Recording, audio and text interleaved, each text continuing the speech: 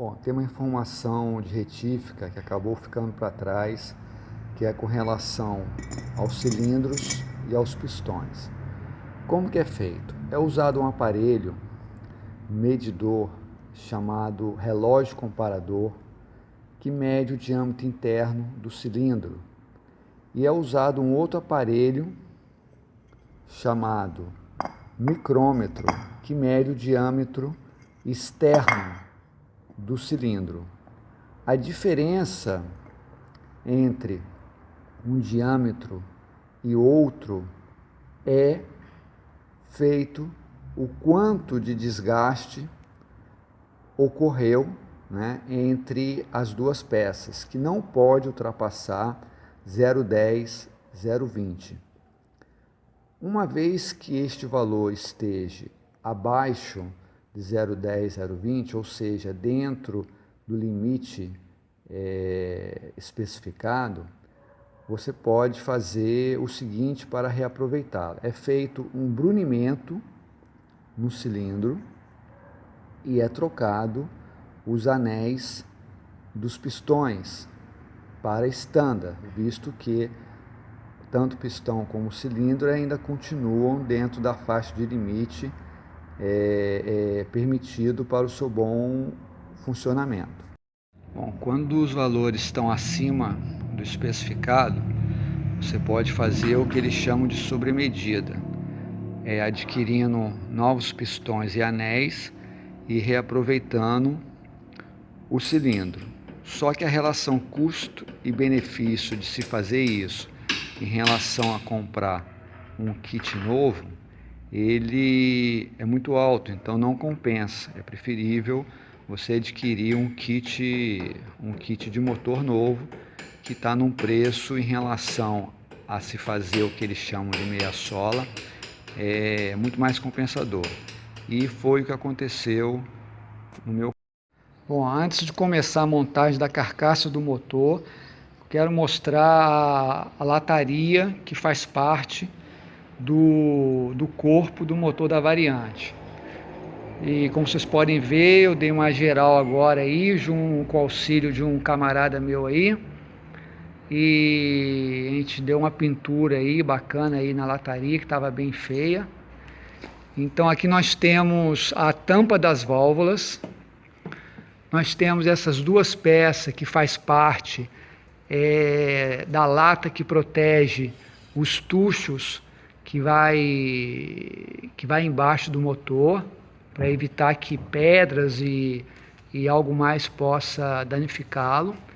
Aqui nós temos a carenagem que vai em cima dos cabeçotes e aonde você tem acesso às velas do motor.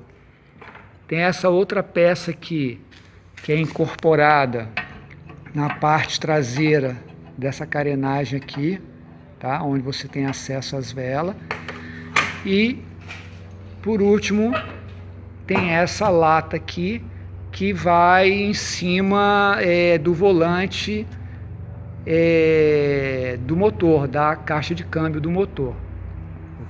Bom, faço questão de mostrar também o cano de descarga da variante, que ainda é original, de 79. Vocês podem ver que ainda está inteira, sem nenhum furo, perfeitamente apto para continuar sendo usada ainda. É realmente impressionante, um material totalmente diferente daqueles que são feitos hoje. Bom, o virabrequim, as bronzinas e os casquilhos do comando já foram instalados. Todos os detalhes dessa instalação, como é feita, pode ser vista nos vídeos do Tonela, onde ele detalha muito bem como é a sua montagem. E eu gostaria de chamar a atenção em relação ao balanceamento das bielas. Nessa retífica, pelo menos, aonde está sendo feito o motor, eles partem do princípio de que as bielas já estejam todas dentro da faixa de peso iguais, sem necessidade de se fazer uma verificação prévia de como elas estão em termos de balanceamento. eles apenas fazem a verificação caso haja necessidade da troca de uma ou mais de uma biela, tá? E mesmo que eles estejam dentro da faixa de 10 gramas, eles aproveitam as bielas. Se estiver fora de 10 gramas, eles efetuam a troca por uma outra que esteja dentro dessa faixa de tolerância. Pelo menos aqui, eles não efetuam a normalização das bielas, colocando ela dentro do mesmo peso. Eles aceitam uma tolerância de até 10 gramas, e se estiver fora, eles trocam por outra que esteja dentro dessa tolerância. Enfim, eles não fazem como Tonella fez em um de seus vídeos, que é colocar todas elas no peso igual. Bom, galera, uma informação aqui preciosa para o pessoal. Eu tinha comprado um comando novo, tá? Que é mais 2, igual ao do original, que tinha sido retirada, que apesar de dela estar muito boa ainda, né? Foi me sugerido inicialmente que colocasse uma nova. Mas aí quando o camarada aqui que está instalando foi fazer o teste com esse comando, que é mais 2 igual a do original, ele observou de que ela estava enforcando, né, diferentemente do original. E como é que ele mostrou isso para mim? Ele pediu que eu verificasse se havia uma folga aqui, e não há folga nenhuma, né, no comando, mesmo sendo da mesma especificação que o original. Agora nós vamos colocar o comando antigo para vocês verificarem a folga que tem nela. Agora, avaliando o comando antigo, olha só, pessoal, o barulhinho que faz dessa folga que é necessária num conjunto com virabrequim. Moral da história: vamos usar o comando novo que o mecânico Xande aqui avaliou que está em excelente estado ainda, e com isso nós vamos economizar um dinheirinho aí, né, nessa brincadeira aí. Bom, eu queria falar um pouco mais sobre o comando, que foi uma situação que me surpreendeu, né, e que pode também ajudar muitas pessoas numa situação semelhante. O comando normalmente ele possui especificações que podem variar de -7 a +3. E o que vem a ser essa numeração? Quanto maior a numeração, maior é a espessura do seu dente. Essa numeração tem a ver com o dente. Então, cada um adicional, por exemplo, de +2, +3, a espessura do dente aumenta em torno de 1 a 2 centésimos de milímetro. Se for para baixo, a espessura do dente vai diminuir na mesma proporção. E o que vai definir essa numeração e essa especificação são as características de fábrica da polia que vai no virabrequim. Mas o interessante é que, mesmo sendo da mesma especificação que o comando original, ela nunca bate, a paralela nunca bate com a original, de forma que uma +2 do meu comando original, por exemplo, iria requisitar uma -2 dessa paralela para poder atender as características do meu motor. Então, essa é a informação que eu queria passar para deixar mais claro, né, a situação para o pessoal aí. Agora os pistões estão sendo montados, tá? Ele vai usar uma cinta especial para poder colocar o pistão dentro da camisa.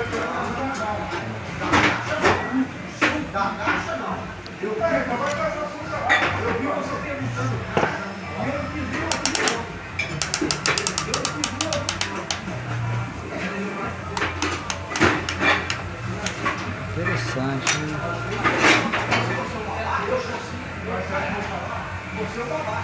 E aí você vai sobrar com você e eu corri. a maneira correta de você instalar um pistão dentro da camisa.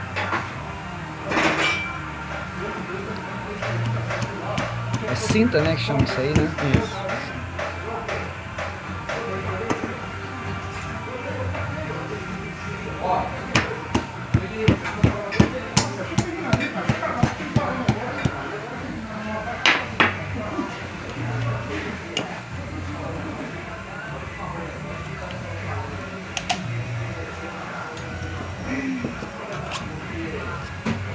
E assim foi feito para todos os outros. Bom, existe uma tolerância de folga aqui nas bielas, viu? Que vai em torno de 20 centésimos de milímetro, né? É. Ok? Então, essa folga aqui, ela está dentro da norma. Não significa se você fizer isso que ela está ruim, ela está dentro do padrão, ok? Faz esse teste. Ele gira tranquilo. Você tem que empurrar ele todo para um lado e tentar girar, ele gira e depois ele agarra. Trava. Ele trava. Por quê? Porque você tem que colocar o volante e a polia aqui na frente para poder ajustar a folga dele axial. Aí ele vai ficar no lugar certo, que é aqui, aí ele vai conseguir girar tranquilo normal, não tem problema nenhum. Ele não pode ter agarrado como agarrou aí, Isso aí. né? Girar simplesmente normal. Aí você assim. colocou na posição certa agora. Correto.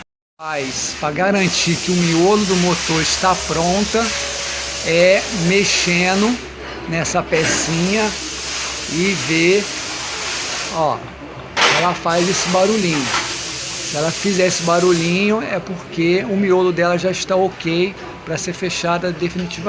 Então, pessoal, ponto de explosão do cilindro 1, regulagem dela. Ela é feita exatamente na ligação entre o comando e o virabrequim, nesses dois pontos amarelos que vocês estão vendo aqui. Esse é o ponto em que ocorre a explosão do cilindro 1 e é ela que a gente usa como referência para poder regular as válvulas. E a lingueta do virabrequim, você pode ver que naquela posição ela se encontra alinhado com a carcaça. Ó, já estamos no processo de fechamento da carcaça, tá? O sentido de aperto dos parafusos é do meio para as pontas, senão você empena o eixo do virabrequim. E o selo existem de dois tipos, tem um que você pega por fora e tem esse, né, que ela é interna e você preenche depois com o que mesmo, Charlie? Com araldite. Depois você preenche com araldite, deixando ela lisinha aqui para não deixar vazar nada ali. Agora a bombinha de óleo.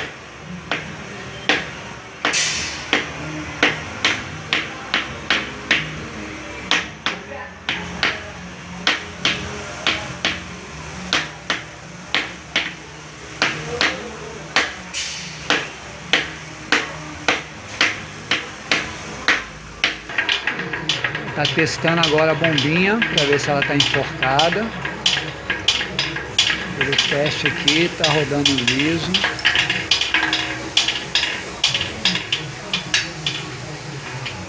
Pessoal, uma parte importante da carcaça do motor da variante é o defletor.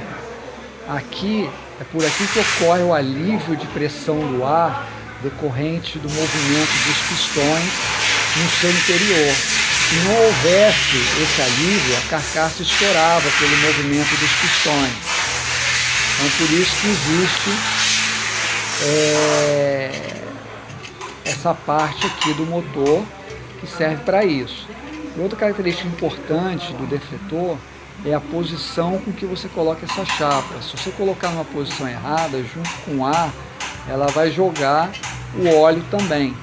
Então deve-se prestar atenção também na hora de se posicionar o defletor na carcaça, que tem uma posição certa. A posição correta de se instalar um defletor. Colocar invertido, sai óleo tudo para fora.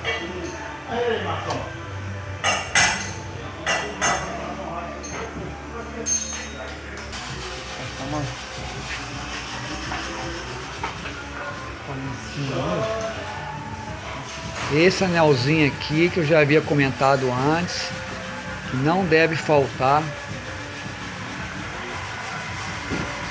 na saída do virabrequim.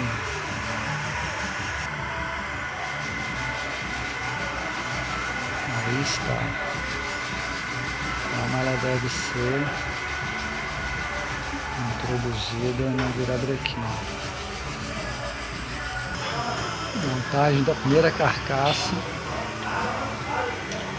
que sai do deflator.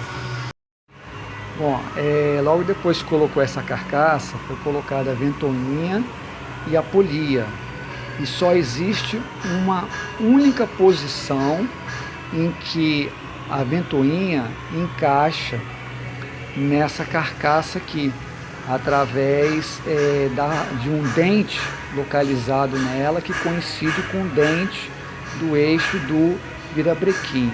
Da mesma maneira, só existe uma única posição em que a polia encaixa na ventoinha, através de um pino localizado atrás dela que coincide com um furo na ventoinha. De modo que qualquer posição que você venha colocar, tá, o encaixe acontece exatamente no único ponto, não havendo nenhum problema posterior em você regular o ponto do carro. Ver como foi feito o ajuste do volante. Pode falar. Aqui tem as arruelas de encosto, aí cada uma tem sua medida. Geralmente a gente deixa a folga aqui axial entre 1,5 e 2, porque quando tiver no carro o motor, que pisar na embreagem lá, ela vai dar mais folga, então ela vai aumentar para 3,5 a 4 aí de folga. Então, através com esse micrômetro aqui a gente consegue ver a medida. Aqui está zerado aqui no ponto certinho. Aí através da medida aqui a gente gira, olha lá, essa está com 25. Aí essa outra aqui também. Pode observar, está com 24,5, 23,5, 24. E essa por último aqui que eu tive que substituir. Tive que colocar essa daqui mais grossa, que ela é de 30. 31, apertou, está com 30. Que eu tirei essa daqui, que está com 25. Então ficou muito pouco, ficou com muita folga. Ah, entendi. Agora eu vou montar as arruelas e colocar o volante aqui pra gente ver. Bom, ele mostrou como que ele chegou na medida das arruelas que ele colocou. Ele vai mostrar qual aparelho que ele usou para medir a folga do volante. Bom, como que ele chegou a saber se a folga estava dentro do limite? Ele usou esse relógio comparador que está no zero. Então ele fez o seguinte teste. Ele fez uma pressão de um lado e do outro e verificou que a folga que ele conseguiu com essa pressão, quanto indicou no relógio. Tá dando pra ver? Ó, tá com 1, eu te falei, ó. 0. Viu? Aí já mexeu aqui com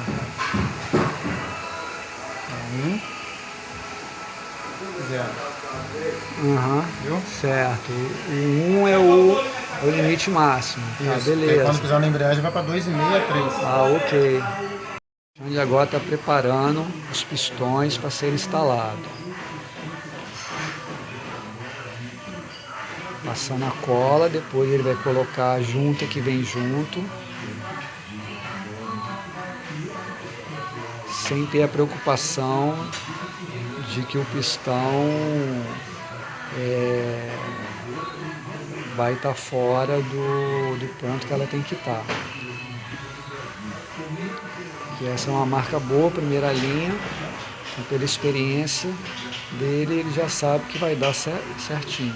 Fala pro pessoal rapidinho sobre a posição dessa trava mesmo, que você explicou. Eu estava falando pro senhor, essa trava, a posição dela, essa parte que é cortada tem que ficar sempre para a parte de cima, onde vai ficar a parte superior do motor. Que aí ela forma uma bolsa de óleo aqui embaixo, que evita do pino ficar seco e a bucha da biela bater. Show de bola. Colocação do segundo pistão. Veja que na mão mesmo ele consegue empurrar o pino.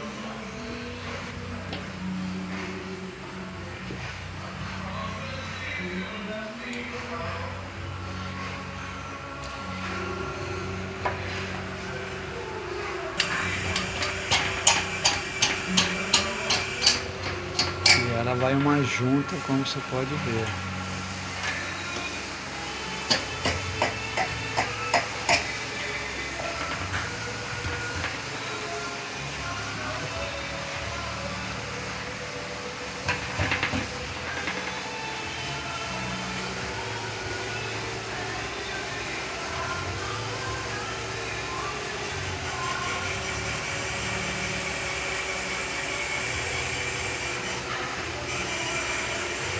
Veja que o cilindro, pistão é montado sempre apontado na direção do volante.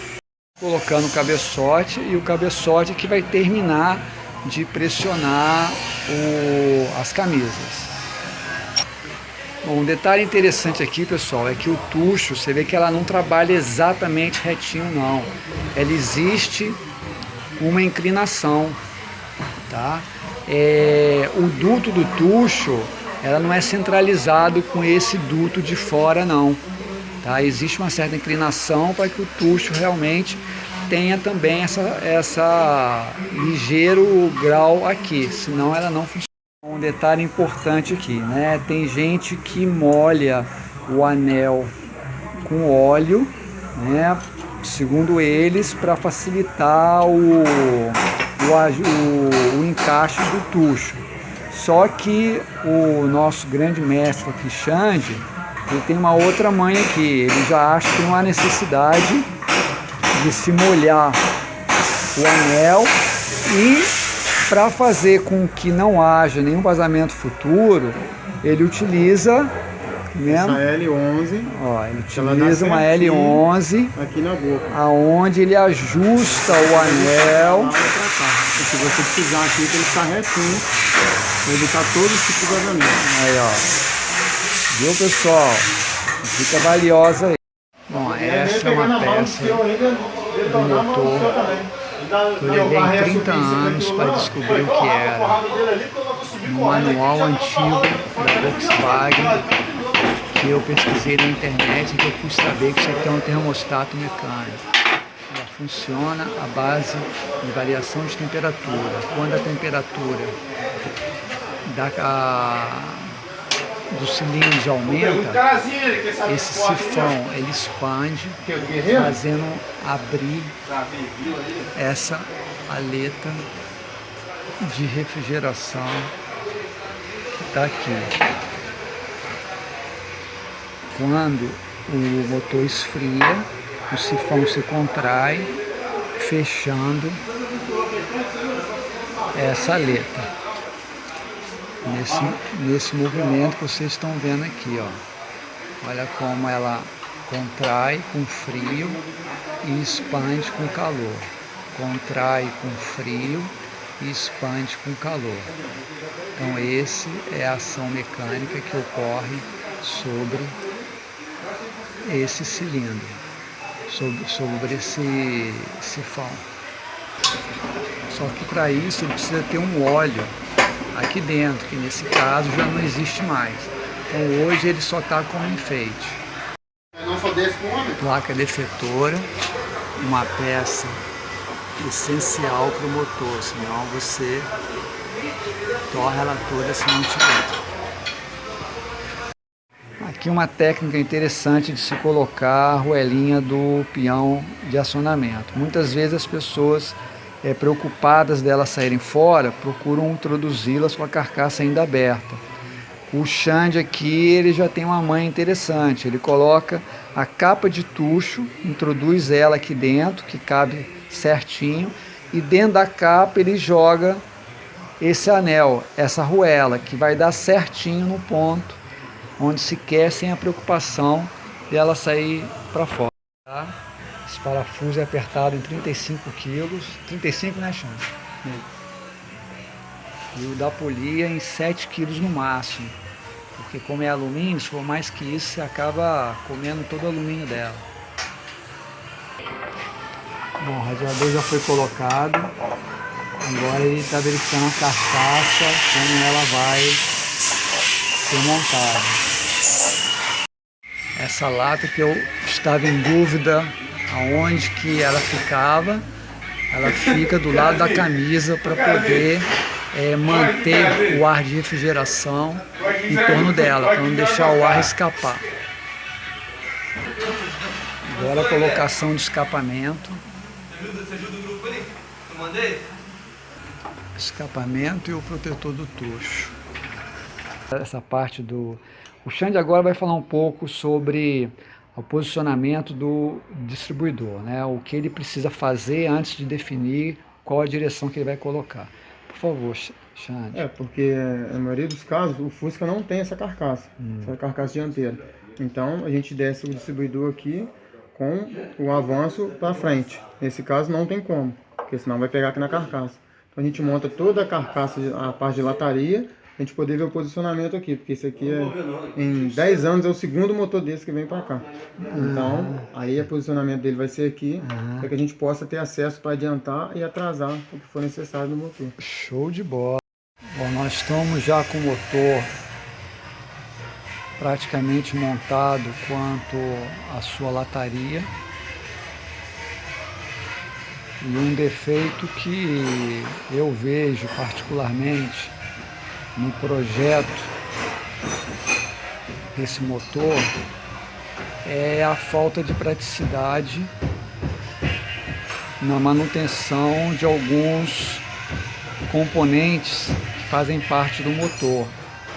Por exemplo, se em alguma ocasião for preciso trocar a bucha do radiador, a forma mais prática de fazê-lo é arrancando todo o motor para poder tirar a carroceria, para depois poder ter acesso às buchas do radiador.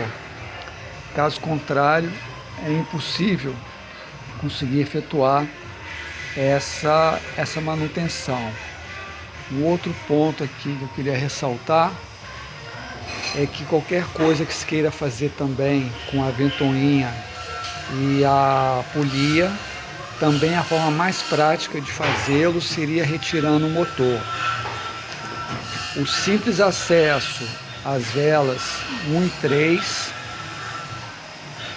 também é a forma mais prática dela de fazê-la, teria que ser tirando os carburadores.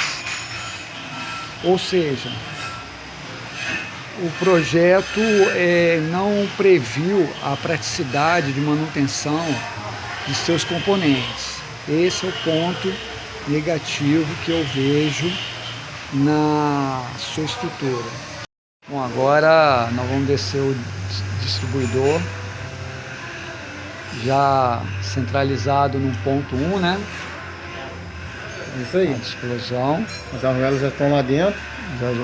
Já o elo distribuidor já está lá. Aqui já está também centralizado no ponto 0, né? Aqui, ó. Primeiro cilindro, tá vendo aqui, ó? Risco com risco aqui. Aqui é a parte menor e outra parte maior do lado de cá. Maior, menor. Aqui, ó. Maior, menor. Então vai ser montado assim. Esse detalhe eu não tinha. Essa que é a posição dele. Ele vai descer aqui e vai estar tudo no ponto morto superior, certinho. Então eu já sei que está aqui certinho. O distribuidor vai ter que ficar aqui por causa da engrenagem de avanço dele, que vai ter que descer nessa posição aqui e a trava dele para lá. Então eu já posso colocar aqui e saber aqui que ele vai descer dessa forma. Interessante. Aqui tem então uma diferença de um lado para o outro, né? Que é no caso que às vezes o pessoal enrola tudo os cabos aqui na hora de se distribuir, isso, porque o quarto fica para lá. Entendeu? Entendi. Aí desceu aqui, você já sabe que a posição é essa, você pode vir aqui, ó, e descer ele aqui. Aí ele vai ter que ficar nessa posição aqui. O que acontece? Se eu soltar ela dessa posição aqui, ele vai ficar mais pra lá. Por quê? Porque a engrenagem dele aqui, ó, ele é de lado. Aí quando eu soltar ele vai fazer isso aqui. Então eu deixo ele um pouquinho mais pra cá, ó. Aí na hora que ele descer naquela engrenagem lá, aquela de bronze lá, ela vai dar certinho.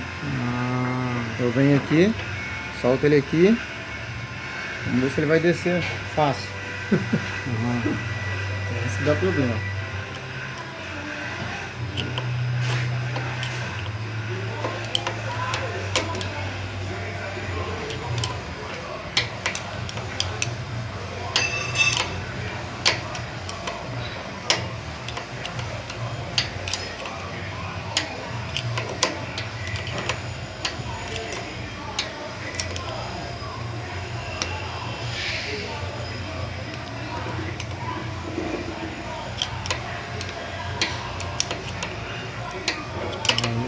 pouquinho de trabalho. Aí não pode passar óleozinho não, né? Não, já poder... passei. Ah, passou? Já. Ah, tá.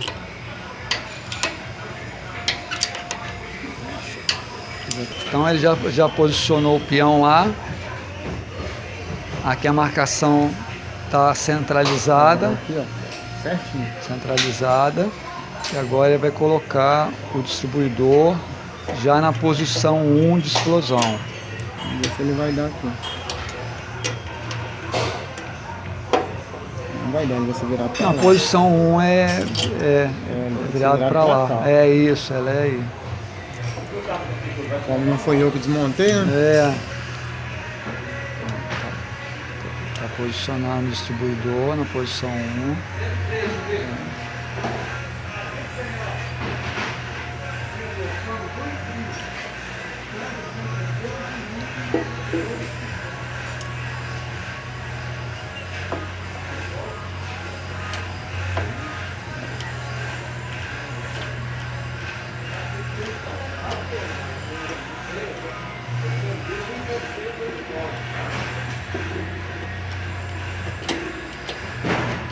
Eita.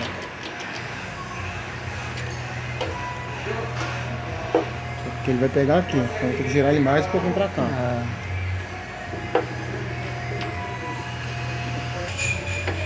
Ele está usando o saca-peão para poder posicionar adequadamente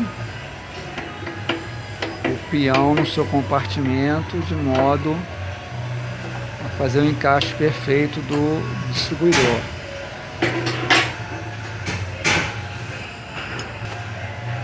Veja que agora foi perfeito. Pra cá. Aquela ranhura do peão ficou paralelo à carcaça da ventoinha. Isso aí.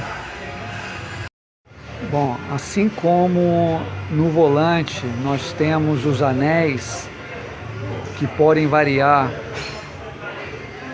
de uma retífica para outra, dependendo de como ela é colocada, atrás da polia nós temos também um anel como esse de metal e temos estes espaçadores de papel que é colocado conforme a necessidade do momento da sua instalação. Quando o motor foi desmontado, havia um anel desse de metal mais um espaçador desse. Nesse caso de agora não foi necessário colocar um espaçador de papel, apenas o de metal foi suficiente. Da mesma maneira que no volante nós tínhamos o anel de 0,25 que foi preciso colocar um de 0,30 para poder compensar a folga que estava lá, ok? Bom, nós temos dois tipos de bucha de radiador. Temos essa aqui e temos essa aqui, tá? Essa aqui é para um tipo específico de radiador, segundo o instalador que está fazendo o meu motor aqui, que é o que estava no meu radiador. E conforme ele informou, não seria o mais adequado o tipo de radiador da variante. O mais adequado para ela é esse tipo de bucha aqui, que foi o colocado ali. Bom, eu vou falar agora sobre esse chanfro da polia, que eu não sabia o que era. E aí eu fiquei sabendo, fui informado de que ela se trata de uma marcação de ponto de fábrica, porque na época que o projeto alemão da variante foi feita, nós tínhamos a famosa gasolina azul, de muito melhor qualidade que a de hoje, de um poder de explosão muito maior. Então os carros da variante saíram de fábrica nesse ponto, quer dizer, é um ponto de atraso de explosão, por causa da potência e do poder de explosão que tinha a gasolina azul. Então por isso que eu sempre ouvia falar mesmo que esse aqui era o ponto de fábrica, e não sabia o porquê disso. É porque ela foi projetada para se trabalhar com a gasolina azul da época e que hoje em dia não se faz mais sentido. Bom, os parafusos que são necessários tirar da lata para poder ter acesso ao radiador são 6, ó. 2 aqui do lado, mas esses 2 da frente, mais esse aqui do lado e mais um desse lado de cá, ok? Eu estou falando isso porque quando eu precisei mexer no meu radiador, eu penei para achar os parafusos para sua retirada e deu um trabalho tremendo, porque o mecânico estava comigo e tentou fazer isso com o motor no lugar, o que não é o mais adequado, como eu já falei. E com o motor no local, para achar esses parafusos, foi um sacrifício. Então eu estou mostrando antes onde elas se localizam, para um dia, se alguém precisar tirar, achá-la. Bom, eu gostaria de explicar melhor como que ele regulou as válvulas sem o distribuidor no local indicando a marcação do ponto de explosão dela. Então, conversando com ele, ele me explicou melhor. Ou seja, quando você quer regular o cilindro 1, você posiciona o cilindro 3 com a válvula de admissão abrindo e com a válvula de expulsão fechando, ou seja, pegando o cilindro 3, descendo. Quando ele visualmente vislumbra essa situação, ele sabe que a válvula 1 está pronta para ser regulada. E assim ele faz com todas as outras. Ele verifica a posição das válvulas do cilindro 1 para poder regular 3, do cilindro 2 para regular 4 e do cilindro 4 para regular 2. Antes eu achava que essa regulagem era feita no momento que você quisesse regular o cilindro 1, que essa visualização teria que ser feita no cilindro 1, mas não, ok? Então essa é uma questão que eu gostaria de compartilhar com você. Mas essa é uma situação de regulagem que você faz e usa quando você não tem o distribuidor no local. É lógico, quando você tem o distribuidor no local, tudo fica mais fácil. Bom, chegamos agora às nossas considerações finais. O motor se encontra instalado. Aqui vocês têm um panorama geral de como ela ficou. Ainda falta instalar as mangueiras de gasolina.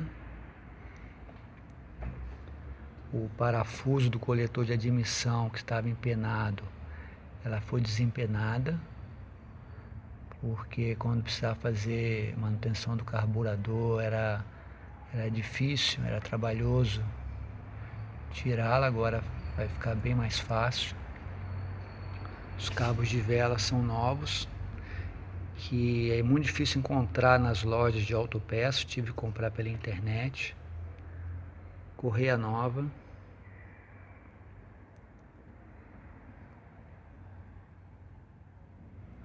Carburador reformado. O filtro que tinha sido adaptado aqui para frente, ela vai voltar para o seu ponto original, que é lá na frente, próximo aos tanques. Ok. Já um panorama na parte de baixo do motor. O escapamento, ele está faltando uma ponteira aqui na frente. Ainda pretendo soldá-la. Ver se eu encontro um pedaço aqui. Talvez eu coloque uma ponteira de fusca mesmo, tá? Ela foi tirada aí num passado aí por algum mecânico, acreditando que com isso iria facilitar o escape, né, a saída dos gases, mas eu vou procurar restabelecer a sua originalidade, encontrando uma ponteira para poder estar soldando aqui e com isso melhorar até mesmo o barulho do motor. Bom, no que se refere aos carburadores, existem duas correntes de mecânico, aqueles mais tradicionais e aqueles que preferem dar uma turbinada maior nos seus acessórios, nos seus componentes. Ou seja, os que gostam de turbinar, os que preferem turbinar os carburadores, eles alegam que, em virtude da qualidade da gasolina hoje ser bem mais inferior que no passado, faz necessário ampliar a abertura de seus giclês, estilete, a fim de evitar entupimento. Só que eles fazem isso de uma maneira proporcional e baseado na experiência deles, o que é um argumento que faz sentido. E tem os mais tradicionalistas, que preferem manter as características de fábrica de seus componentes, né? Só que, por experiência prática, para isso acontecer, faz necessário usar-se de uma gasolina de maior qualidade, que a de hoje é a Premium.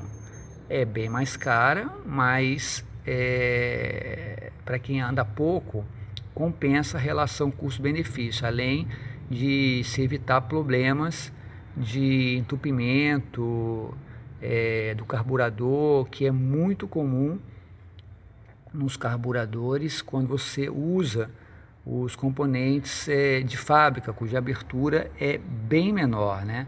Que foi feito uma época em que se tinha uma gasolina de melhor qualidade. Então, se for para usar seus acessórios de fábrica, recomenda-se que se use a gasolina Premium. Se for usar os componentes de fábrica com a gasolina atual, pode esperar que em pouco tempo o seu carburador vai começar a dar problema, que é como acontecia com os meus. Como o mecânico que fez a manutenção dos meus carburadores é da escola mais tradicional, ele só alterou o ejetor, colocando um pouquinho maior. Por conseguinte, eu sou obrigado a ter que usar a da gasolina de melhor qualidade, já que eu ando pouco mesmo com ela. Para vocês terem ideia em termos de valores, né, de numeração dos seus componentes, o giclê de lenta, que vai aqui, o de fábrica é 52,5, e os os que gostam de turbinar o carburador chega a usar até 60 dela. O principal, que vai dentro do compartimento de gasolina, o de fábrica é 150 e eles chegam a usar até 157. O de ar, que é aquele que está lá dentro, o de fábrica é 100 e eles chegam a usar até de 115. O ejetor, que é de fábrica, é 40, tá? Eles chegam a usar até de 60. Nesse caso foi a única alteração feita, onde foi colocado um de 45 no meu. E o estilete, que o de fábrica é 121, e chegam a colocar até o de 151, para vocês terem uma ideia de diferença. Chegamos ao final dessa série, mostrando um panorama da variante 2. Vou mostrar o interior para vocês, o seu estofado,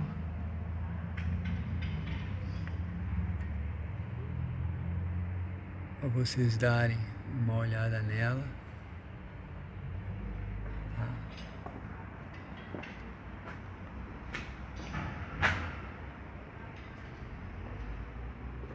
A imagem deve aparecer um pouco escura, porque eu estou filmando à noite.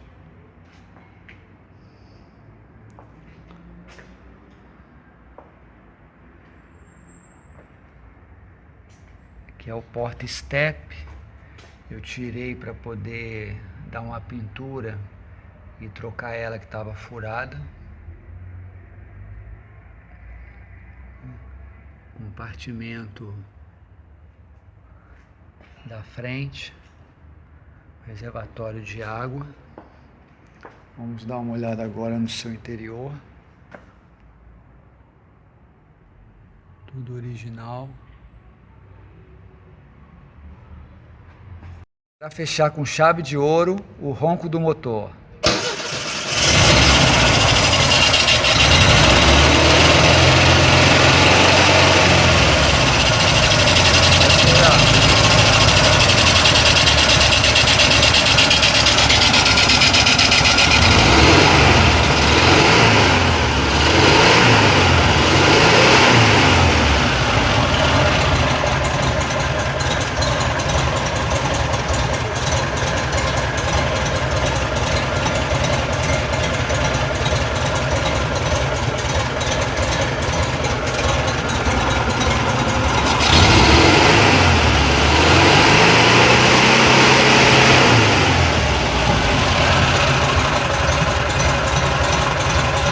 É isso aí.